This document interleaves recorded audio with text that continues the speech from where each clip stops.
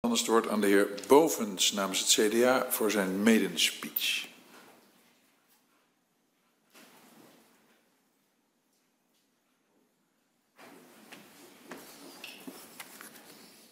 Dank u wel, meneer de voorzitter. Ik hoef geen knopje te drukken, dat is helder.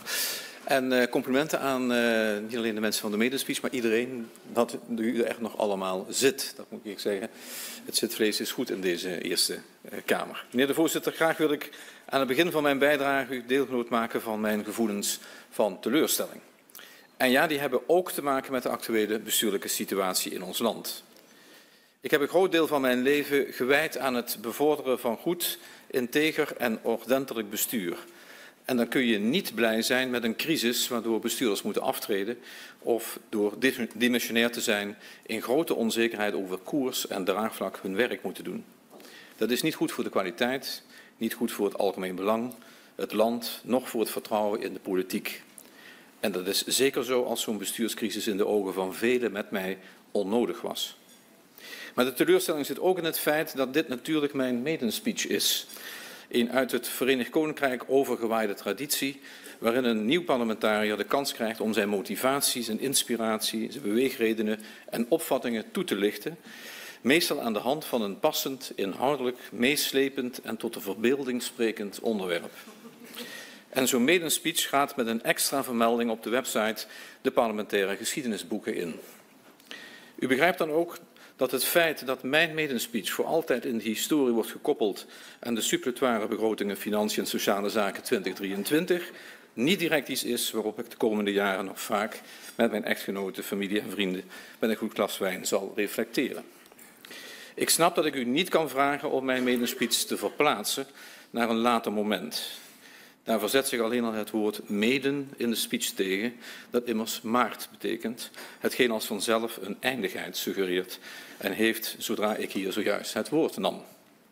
Ik kondig vast aan dat ik toelichting op mijn achtergrond in toekomstige bijdragen zal verwerken, omdat daarvoor nu gewoonweg de gelegenheid en de tijd niet is.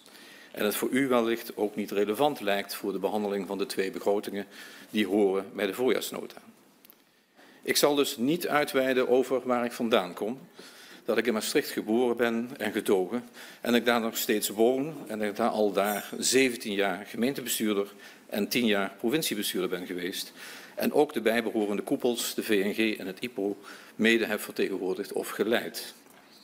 Ik zou dat eventueel hebben kunnen uitwerken in de richting van mijn opvatting dat in Nederland te weinig rekening wordt gehouden met de wat verder van Den Haag gelegen regio's.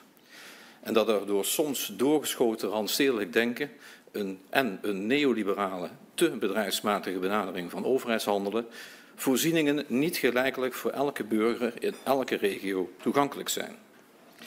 Een goed voorbeeld is de situatie bijvoorbeeld bij het regionaal openbaar vervoer. Maar ik zal dat dus nu niet doen. Maar wel aankondigen dat ik, gesteund door mijn hele fractie, zeer uitkijk naar het antwoord van de regering op het rapport Elke regio telt. Ik vraag de minister of zij kan aanduiden of dat antwoord er inderdaad nog komt. En tevens vraag ik of bij de plannen voor rekeningrijden rekening wordt gehouden met het feit dat mensen in de regio, in het landelijk gebied, vaak langere afstanden moeten overbruggen om bij voorzieningen als dokters, banken, scholen en winkels te komen dan pakkenweg Amsterdammers. Dus een simpel systeem als betalen per kilometer overal van Noordoost-Groningen, Zeeuws-Vlaanderen tot in Utrecht zal weinig enthousiasme bij het CDA oproepen. Ik zal dus evenmin uitweiden over mijn inspiratie, zoals ik die haal uit mijn katholiek geloof. Nog over mijn activiteiten in kerk en het kerkelijk verenigingswerk. Het is vandaag, meneer de voorzitter, 11 juli, ook de feestdag van de heilige Benedictus van Nursia, bekend van de regel van Benedictus. En sommigen kennen dat vanuit de termen ora et labora, die in vele monniken- en kloostertradities wordt nageleefd. Benedictus is tevens de patroonheilige van Europa. En in mijn politiek handelen refereer ik vaak aan de katholieke sociale leer en het daarvan afgeleide katholiek sociaal denken. Bij zaken als solidariteit, subsidiariteit, het sociaal ondernemerschap, het Rijnlands model, elke mens telt, armoedebestrijding, ontwikkelingssamenwerking. Steeds zijn de waarden van het KSD een welkom startpunt en hopelijk ook een kompas. Maar ik ga het hier niet nader toelichten. Ik verwijs dankbaar naar de uitleg die collega Holterhuis gisteren nog in zijn medespeech heeft gegeven. Dat scheelt minstens 10 minuten. Hij zou zomaar lid van het CDA kunnen zijn en dat zou Paus Franciscus zeker niet erg vinden. KSD-waarden dus. Ook in mijn vrijwilligerswerk bij diverse caritatieve fondsen is de spanning tussen verantwoordelijkheden van ons als mensen, als burgers, samenleving, in relatie tot die van de overheid, een kwestie waarin dat waardepatroon een rol speelt.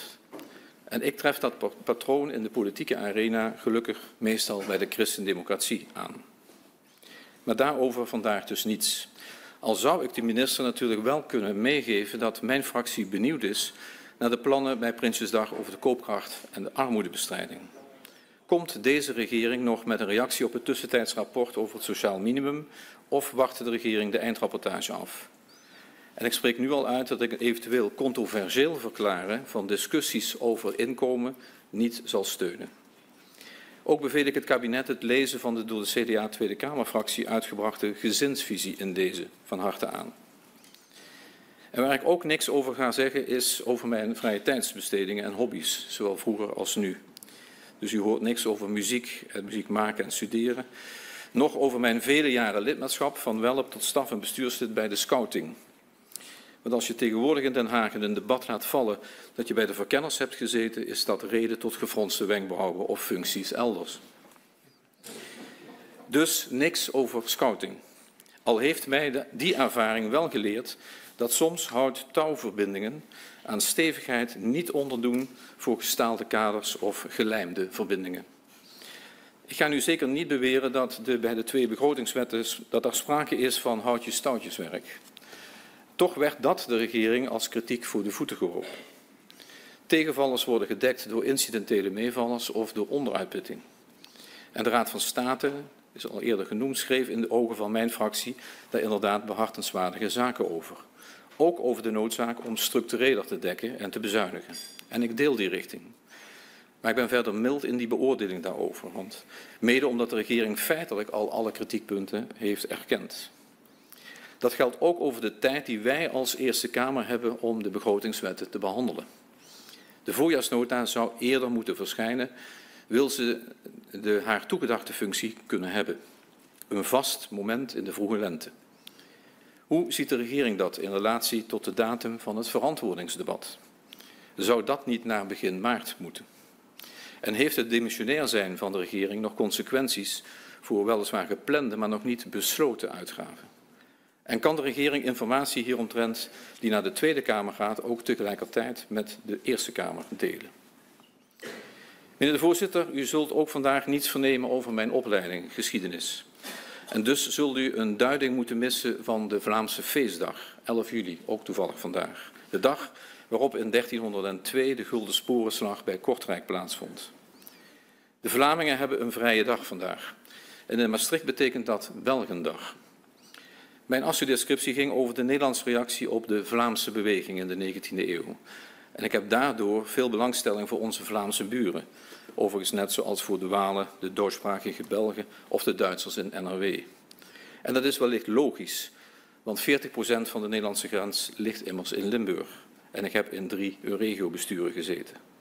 Maar vandaag dus niets over het leven aan de grens of over de grens. Want grensoverschrijdend handelen heeft in de Haagse politiek een andere connotatie gekregen.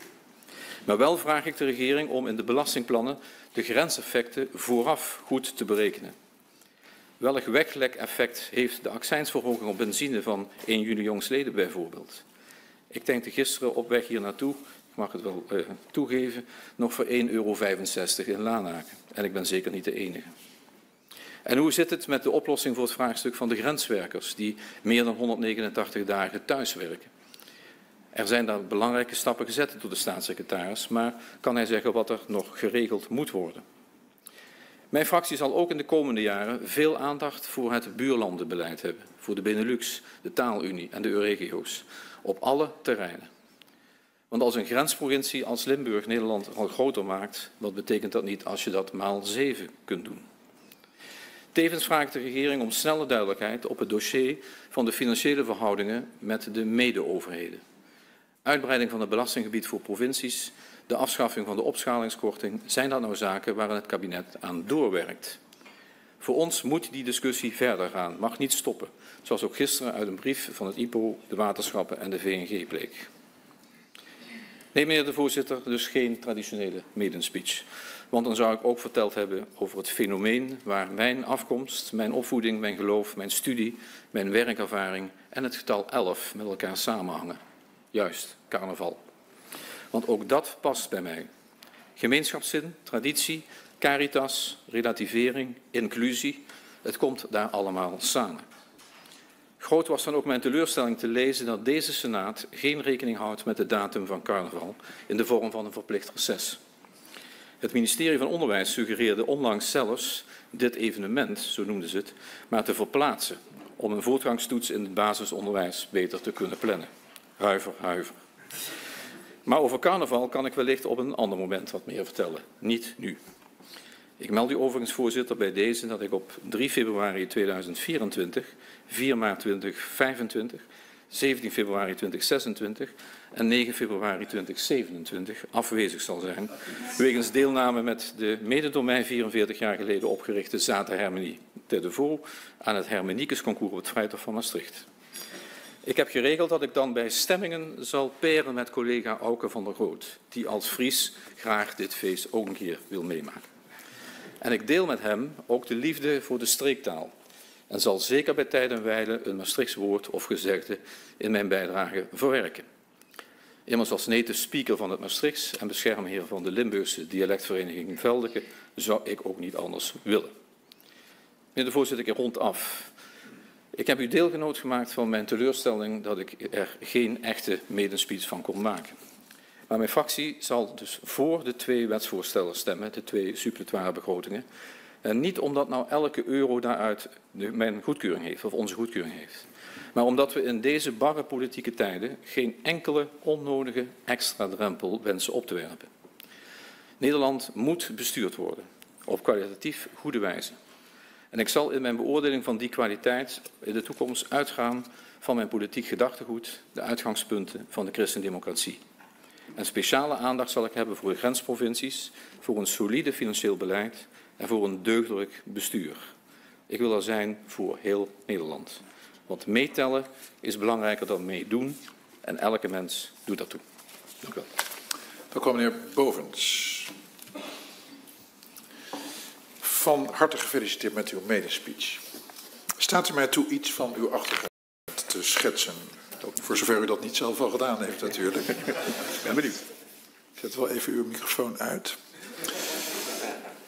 U heeft geschiedenis gestudeerd aan de Katholieke Universiteit Nijmegen. Daar begon het. Tijdens uw studie werd u al actief voor de politiek jongerenorganisatie van het CDA, het CDJA, als stafmedewerker en later als adjunct secretaris.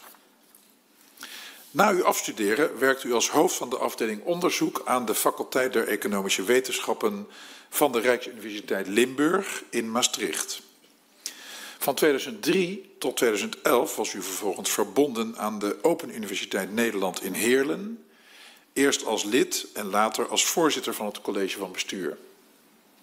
Uw eerste stappen als volksvertegenwoordiger zette u in 1986, toen u werd gekozen als lid van de gemeenteraad van Maastricht.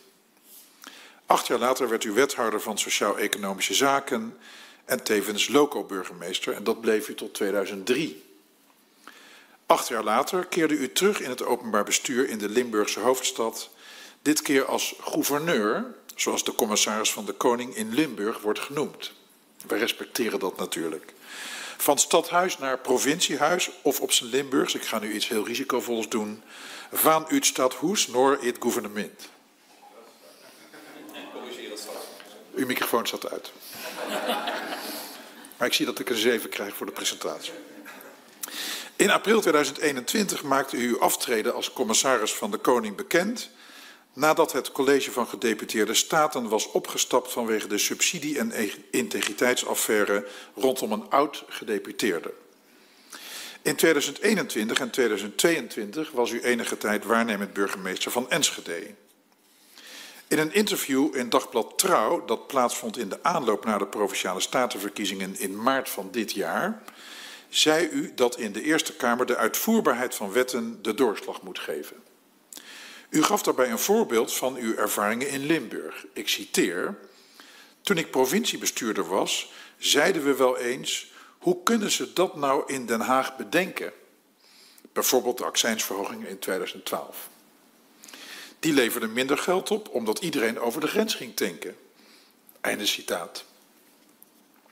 In hetzelfde interview zegt u dat het vertrouwen in de politiek en de overheid laag is.